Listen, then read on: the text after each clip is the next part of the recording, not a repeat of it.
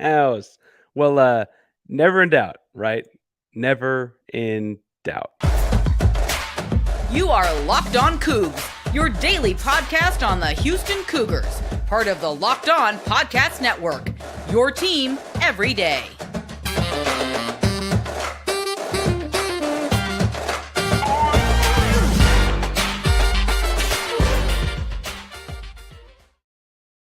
Welcome to Locked On Cougs, your daily podcast, the Houston Cougars. I'm your host, Houston-born teacher and coach Parker Ainsworth, here to break down all things Cougs. And I am stumbling over my words in this live edition of Locked On Cougs called Cougars After Dark, the post-game show, because that was quite a game to go live immediately after.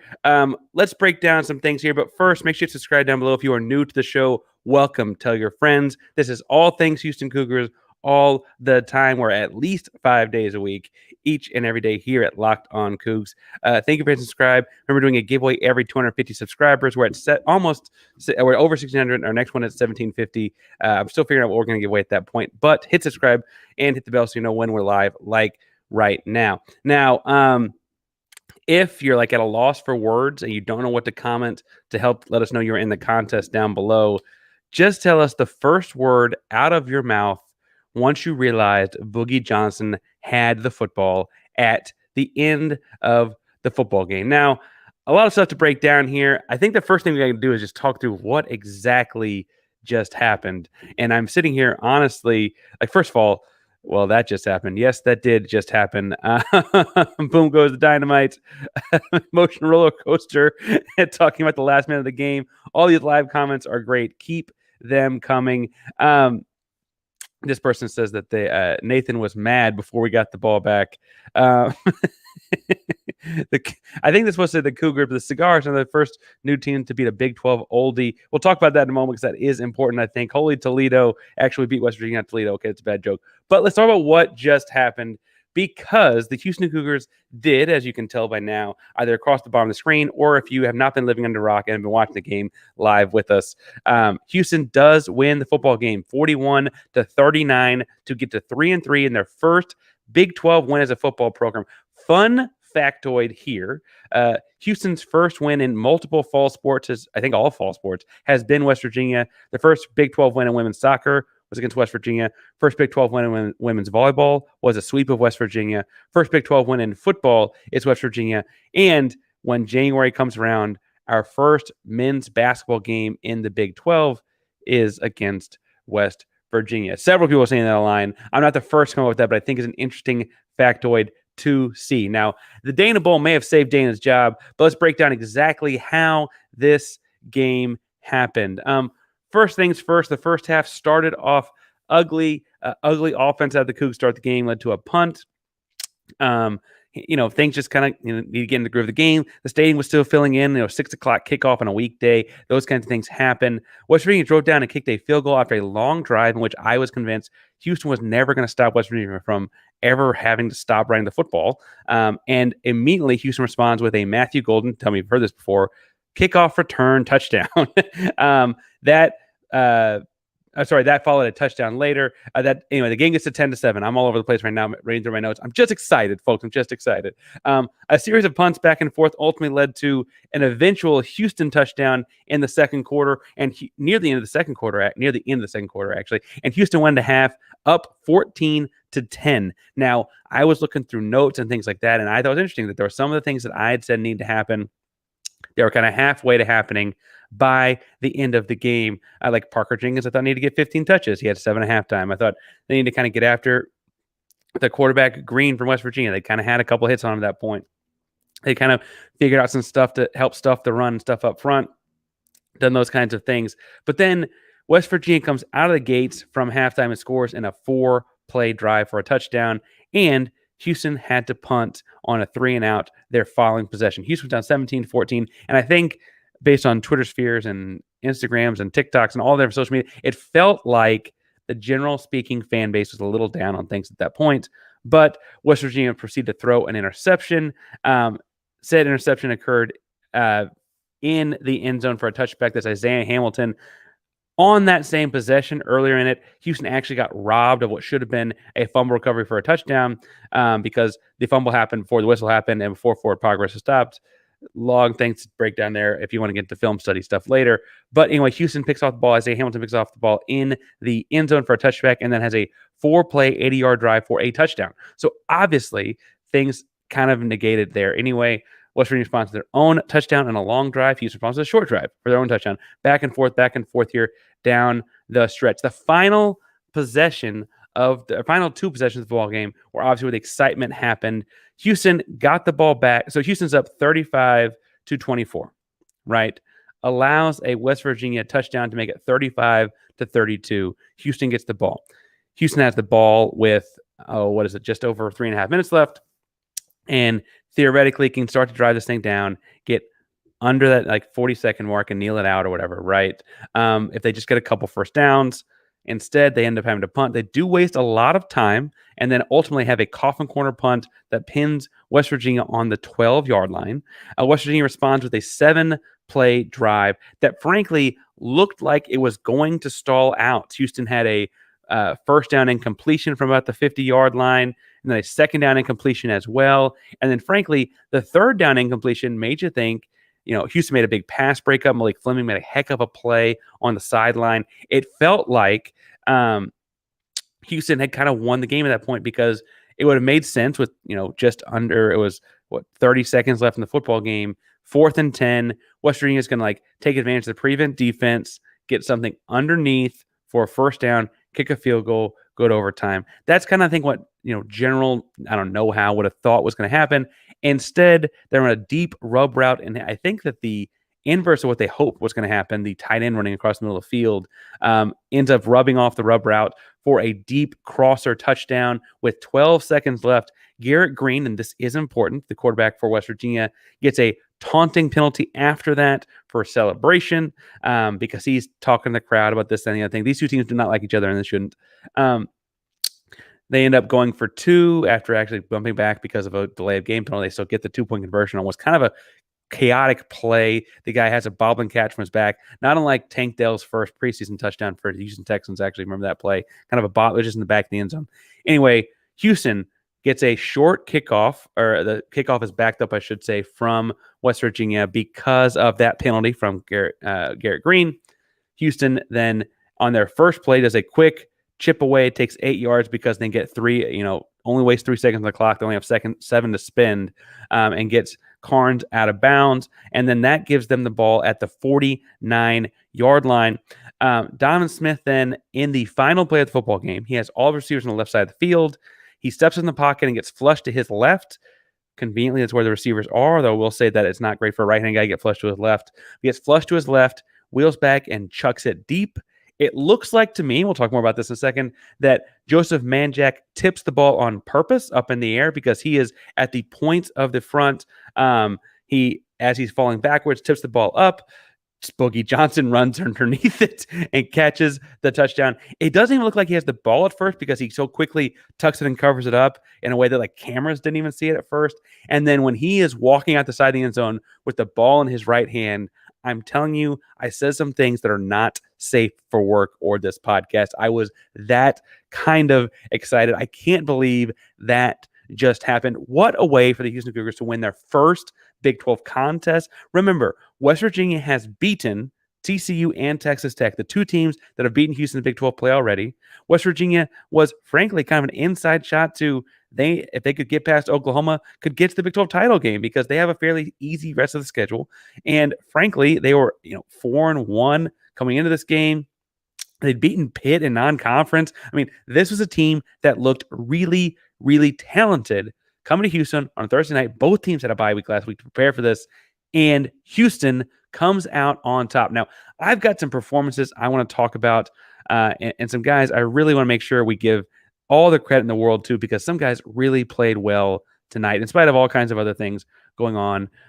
But first, if you're trying to add people to your team, just like Houston added Boogie Johnson, who catches the game-winning touchdown tonight from Oklahoma State, right? They added him in the transfer portal from Oklahoma State. If you want to add game-winning type guys to your team, you need to go to linkedin.com/LockedOnCougs. college to make sure that you add those guys to your team. Because these days, every new potential hire can feel like a high-stakes wager for your small business, and you want to be 100% certain that you have access to the best qualified candidates available. That's why you have to check out LinkedIn Jobs. LinkedIn Jobs helps you find the right people for your team faster and for free. Now, I don't know if they are Boogie Johnson fast, but they help you find guys faster and for free. LinkedIn Jobs should find the qualified candidates you want to talk to faster. Post your job for free at linkedin.com/lockedoncollege. That's linkedin.com/lockedoncollege. Post your job for free. Terms and conditions apply. All right. Now, I mentioned I want to talk through some performances and guys that played very, very well in this game, because there were a number of guys that played very, very well in this game. And in my notes, because I did not know how things were going to end, I want to talk about the defense first. That might not be sexy or fun or whatever for you, but I thought coming into this football game that West Virginia was going to have to just like keep this as a low scoring game through running the football and all those kinds of things. And frankly, Houston effectively took away the run after about the start of the second quarter. They had trouble through the air. I'm not trying to say that 39 points is an acceptable amount of points to give up by any stretch, but A.J. Halsey and Dot Nwankwo flat out looked like NFL football players out there tonight, folks. They really both did. I want to start with Dot because I said leading up to this, and one of my key matchups was Zach Frazier, the all-everything, all-American, future top inside lineman drafted in the NFL draft, center from West Virginia, 6'3", 310, state champion wrestler, all those kinds of things, right? He was the guy that Houston had to beat. He has not had to need a double team frankly, year or last year for West Virginia. He was even a bright spot on their bad team a year ago. And Dot Nwankwo is kind of the inverse that guy for us, right? He is super all-world talented. He didn't have the sexy measurables that Zach Frazier has as far as NFL scouts might look for, but clearly has the tape. And clearly, this was a moment where that tape played out. Dot had 9 tackles, 3 of which were solo, which you never see for a nose tackle, and 2 tackles for loss. And I feel like the thing that was really important about Dot's playmaking tonight, Thursday night, was they were always really timely. It was like, okay, West Virginia starting to move. All right, he makes a tackle for loss on first down and now gets them to 2nd and 12. They got to start looking to pass the ball when they don't want to, right? He always made plays that were just at the right time. Very, very active and involved. And frankly, there's a goal line touchdown to start the fourth quarter that West Virginia had running the football that Dot Nwankwo stuffs the first attempt from the goal line. And I'm not sure that Garrett Green got in on the second attempt. They gave it to him. And frankly, Gwegbu was lined up off sides or whatever. But Dot stuffs that one too. And if he had to get 8 inches, he might have gotten 8.5. He did not get many. And that's, again, credit Dot Nwankwo up front. I said earlier in the week, Dot had to play like an NFL player for them to have a chance in this game. Dot played like an NFL player in this game, and Houston won the ball game. I'm not trying to say I'm a genius. I'm trying to say Dot is that dude. A.J. Halsey in the back half, also that guy, because admittedly, they're very good running the football, right? West Virginia, that is. I'm not trying to take that away from them. I'm not trying to down talk them as a team we just beat. Those kids, C.J. Donaldson, Jaheim White, those guys are good and talented. They've got good, stout offensive linemen up front. And A.J. Halsey from the free safety spot played downhill, aggressive brand of football, knocked the ball out a couple different times, including one catch on the sideline. Admittedly, it was before what ultimately was West Virginia's final touchdown. At the moment, it felt like it might have been the game-saving play when West Virginia has a deep sideline catch that would have put them in field goal range. A.J. Halsey lights the guy up like I didn't know you were allowed to do in football anymore. Lights the guy up, takes the ball out of his hands. The ball goes out of bounds.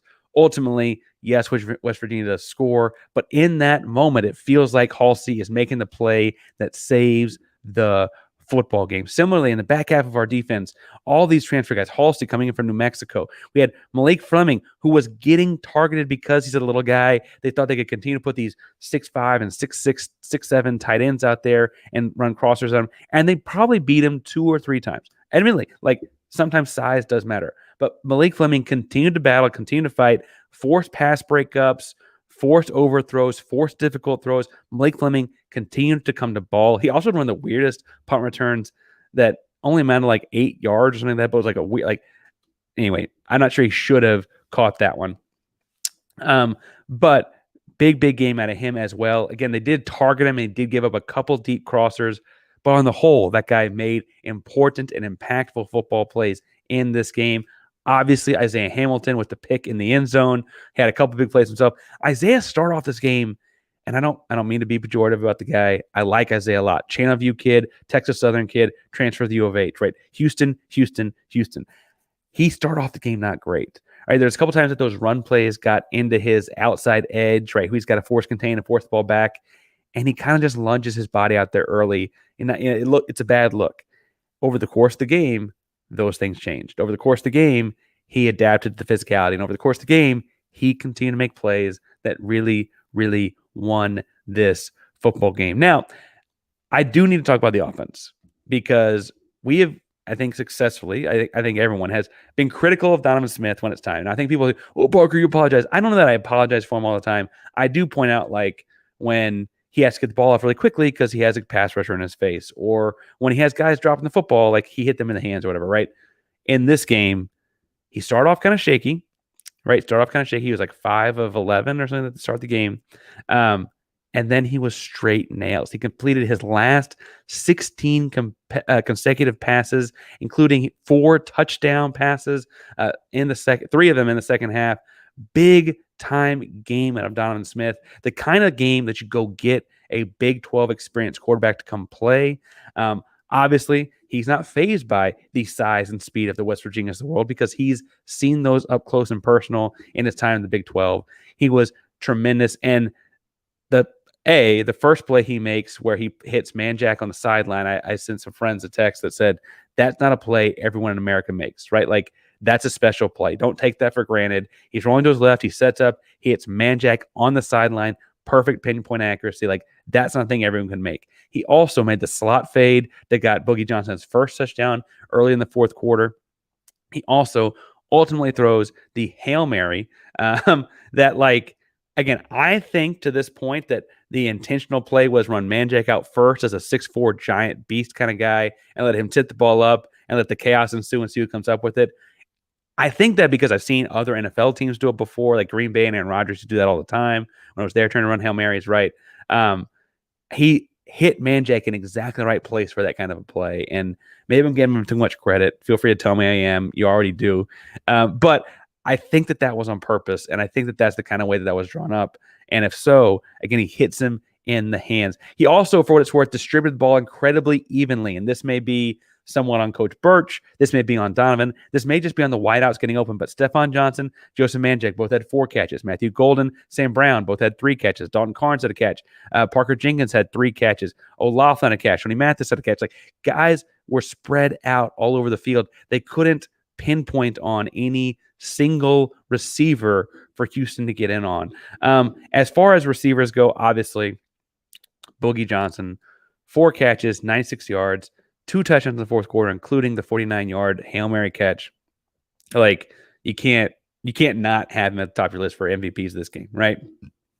Joseph Manjack, though, I'd point out, had the slot fade, had the sideline route. He had the early touchdown in which he ran behind he had a little, I call it a fade spout. So the outside guy runs a fade route. The inside guy runs a speed out or a spout. And then he's breaking away from the interior defender. The fade guy's supposed to go to the outside defender, right? You have a little outside pocket there to throw the ball into. Manjack catches that with what would have been a first down, makes his defender miss, and then runs a great ball behind the fantastic blocking of Sam Brown downfield. The one thing I was wrong on, and I'll own this one, although I still think I would have been right. I said going into the game that Parker Jenkins needed 15 touches to win this football game. At halftime, he had 7. He ended the game with 9. Now, I get that they won the game anyways, and so that probably means I'm wrong. However, I also feel like some of those touches that Stacey Snead had, some of those touches that Tony Mathis had, other running backs had touches in this game that Parker Jenkins probably does exactly the same thing as. That's me digressing. Stacey Snead has apparently been reading my tweets and was angry about him because he took a little toss play for like 58 yards, right? Like I get that he had a really good game, so I don't want to talk bad about those guys. I just also think Parker Jenkins will make some of those plays too, but I digress. Some of the comments here on different players. We have that Smith played his best game as a Cougar, and his first half against Tech was pretty spectacular. Third game row without an interception. He probably should have had one If you remember the one play across the middle there, we got crossed up. Probably should have had one. This game is all about the Cougars, though. Go Coogs. Love that. Someone says they won in spite of coaching. We'll talk maybe more about that next week. Good day to be a Coug. Will teach me not to leave the bar with 12 seconds left. Had to hear about it in the parking lot.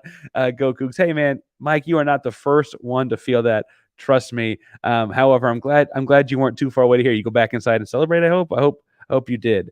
A lot of some West Virginia found their way in here into the comment section. That's a shame. Maybe also go listen to a West Virginia podcast. I'm sure y'all can go commiserate together. No, I appreciate you being here. I appreciate you being here. Yeah, anyway, Sneed, a comment on Sneed, had a great game because they didn't run between the tackles. Been preaching all year. I will say, Steven, to your credit, it's a good comment, a good thought, because, frankly, as you mentioned, he did not focus between the tackles. He had 1 or 2 carries at the end of the game to try and waste clock between the tackles, but he really caught a lot more tosses and those kinds of stuff. I've been wondering, maybe this is a content for later, is he really a slot receiver, kind of stuck playing this where we make him play the running back, scat back type? Is he really more of a slot receiver? Now, before we get too far into the game, because I do want to talk about what's next and what comes next for Houston, and then I want to log off, let everyone celebrate. But I want to talk about what's coming next for Houston. Before we get too far about what comes next for Houston, if you want to keep the winning going all weekend long, I'm going to tell you to go keep the winning going at FanDuel, America's #1 sportsbook. You snap back into action this NFL season with America's #1 sportsbook, because right now new customers can get $200 in bonus bets guaranteed when you hit place a $5 bet. It's $200 back in bonus bets to win or lose. Right now, the Saints are coming to Houston to play this Sunday. It's a fun Sunday, right? You get the Saints and Texans at noon. You got the Astros hosting the Rangers in the evening. It would be great to beat Arlington. As far as the football game goes, they've got the Texans as 1.5-point dogs at home. Have you seen CJ Stroud play? I mean, I'm taking Houston. The over is set at 42.5. I'm taking Houston and the over. I'm doing it at FanDuel because it's an app that is so easy to use. There's a wide range of betting options, including spreads, players, props, over-unders, and more. It's FanDuel.com/lockedon to kick off the NFL season. FanDuel, an official partner of the NFL. All right. Now, I will say that if I were a betting man, I probably wouldn't have bet for that to be the way that the game ended. Houston is now 1-2 in Big 12 play. They've got their first Big 12 win, and I think we need to celebrate the fact. It's a live show. I can't cover that up. I think we need to celebrate the fact that, frankly, of the new 4 Big 12 schools, Houston is the first one to beat an old Big 12 school, right? BYU has a Big 12 win, but it's against Cincinnati. Cincinnati and Central Florida both have not had a Big 12 win. And they may get one this weekend, and so I guess some of that may be just like timing of getting to play today. I don't necessarily know who they play and when they play. I'm not doing their podcast. But I will say that Houston wins the first old Big 12 team, or first game in the Big 12 against an old Big 12 team of the new 4. And I think that speaks highly because, honestly, we were all feeling kind of down. I don't mean to put words in your mouth specifically, but there were some demoralizing aspects of the second half against Texas Tech, right? Coming out the gates like gangbusters, scoring 28 first half points, and not scoring the second half. TCU not getting an offensive touchdown, right? This game against West Virginia, again, a team that beat both of those teams, to me, demonstrates that, and I was preparing this for if Houston lost at the buzzer to say that they can compete. They've shown they can win some of these games, right? Houston has a fairly favorable schedule down the stretch. They obviously play the Burnt Orange team from Austin next week. That'll be a lot of the content this week. He's getting ready for that one. I've maintained Texas always loses a team that shouldn't lose to. Why not us? They're going to lose again to somebody. They're down after the Oklahoma loss. They're going to lose to somebody they shouldn't lose to. That team should absolutely be us at home. It's a rivalry game, etc. But Baylor, Cincinnati, Oklahoma State, and Central Florida to finish the season for Houston are all very, very winnable games. Houston's at 3 wins. I think get 3 of those 4, and the Texas game, obviously, but 3 of those 4 would put them in bowl game contention. I think as bad as moments of this season have been, or as bad as losing to Rice because you no-showed the first half or whatever, right? As bad as all of those moments are, if you get into a bowl game, I feel like you're feeling a little bit better about the trajectory of this program and team. Even if you disagree with some of the coaching decisions, even if you disagree with some of the players being played at certain points, you think, I think this guy be doing that, I think this guy be doing that, all those kind of things. You have to feel somewhat strong with the trajectory that they can step up into a new conference and potentially, it feels like they might have a real shot at, be in a bowl game. Let's see some more comments here. Nathan points out that, yes, West Virginia is a old Big 12 school, but they're like on the new side. They're in the West Virginia. TCU came in the same time, a little over a decade ago. All fair. They've had Big 12 resources for a long time. Frankly, they were 4-1. They beat Pitt as well. And they weren't playing little time football before that, right? So I see what you're trying to say there, Nathan. I would also just point out that, that this isn't like they beat a team that joined last year, right? Like they beat a team that's been playing Power 5 football for a decade. Now, as far as the rest of the season goes, obviously next week, Texas, 3:00 at home, big time game, right? But if you're looking at bowl teams and bowl projections, I think that you see a less drastic change in a lot of things coming down the pipe. As far as roster stuff from this game, I think Boogie Johnson, and I don't mean to toot my horn, I said against zone coverage that he'd be important. This wasn't the way I thought he'd be important, but I will say I thought he'd be important, and I feel like I need to go find the clip on that now. Regardless, I'm excited about the way this goes. I think Boogie Johnson's earned himself more reps, clearly. He's a speed guy. Take the top off the defense. I think Donovan Smith has found things he feels comfortable or good at in this offense. Again, he completed 16 balls in a row. That's really, really impressive, really, really important, right? You had, honestly, Stacey Sneed doing what he does well outside the tackles, right? That's really, really important. That's really, really impressive, too, that, like, frankly, personnel-wise, they were figuring that kind of thing out. Joseph Manjack played his butt off today. Like, that was so good. Dot Nwankwo looks healthy, right? He played lights out for about a series and a half against UTSA and then hurt his ankle. He's been kind of dealing with that. Ankles like nag for a while to get some break. He had a bye week. He looks good. That's awesome, right? That's perfect. I thought David Ugwegbu looked strong. He made some mistakes. Players make mistakes. Ultimately, those didn't obviously hurt Houston too much. They still won the football game. But Ugwegbu's coming along. The secondary really is starting to fill in. You saw Juwan Gaston out there more. AJ Halsey filling the run play is awesome. We're small at corner in the sense that like both Fleming and Isaiah Hamilton are not like the big 6'1", 6'2" Richard Sherman types, but they're playing very, very effectively, folks. Alex Hogan, I think, is continuing to be very like steady. He's not making a lot of boom plays, but not making a whole lot of bust plays. He had one penalty in special teams tonight, and I don't remember hearing a whole lot of negatives from that one. As Kyle points out, I should point out, Kyle said I'm skipping right past K-State. K-State is not the same team that won the Big 12 last year, and so I think that's probably fair. Rusty's been beating this drum for a long time. That's why I pulled it up. So Rusty, first of all, consistent listener since day one. So thank you, Rusty. But also, Rusty's been beating this drum, and so I want to make sure we get this out there that there have been 6 what Rusty calls each time a Belk special. That's where we give up a lot of points. That means the opponent takes the lead, ties the game at the end of the game, wherein you kind of need to be playing some sort of a, it's no longer bend, don't break defense because you can't give up anything. At some point, that will come back to bite us. Now, I have to say, Rusty, well, I would agree that at some point will come back to bite us down the line.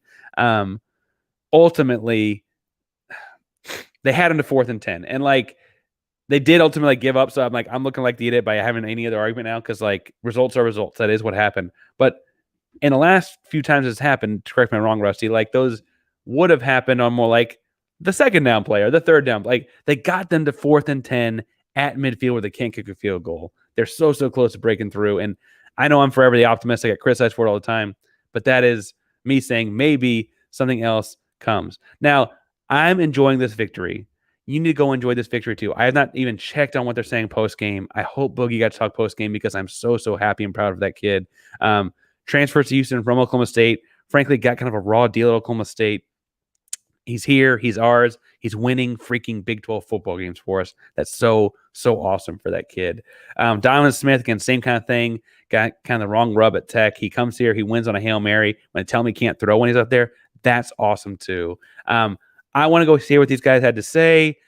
This is Friday's episode. We may still put out one on Saturday, depending on how things go, or just meaning something inflammatory happens, something crazy happens, right? Next week is Texas week, so we'll be breaking down and getting ready for that game. We'll probably have more of a analytical, schematic breakdown of this one at some point between now and Tuesday. So it might be the Monday episode, something like that. I want to get some time to rewatch it a little bit. But thank you all so much for tuning in tonight live, or if you went to bed because you got work on Friday, thank you so much for tuning in and hearing all about the Cougs and the big win on Thursday night, the first Big 12 win for this program in a long time, but the first one as a member of the Big 12. Thank you all so much for tuning in tonight. Locked On Cougs is a proud member of the Locked On Podcast Network. As your second listen, go check out Locked On Big 12, see what Drake has to say. Locked On Cougs, again, proud member of the Locked On Podcast Network. That means your team every day. Your team being the, I guess, Hail Mary walk-off 1-0 on the week Houston Cougars. Go Cougs.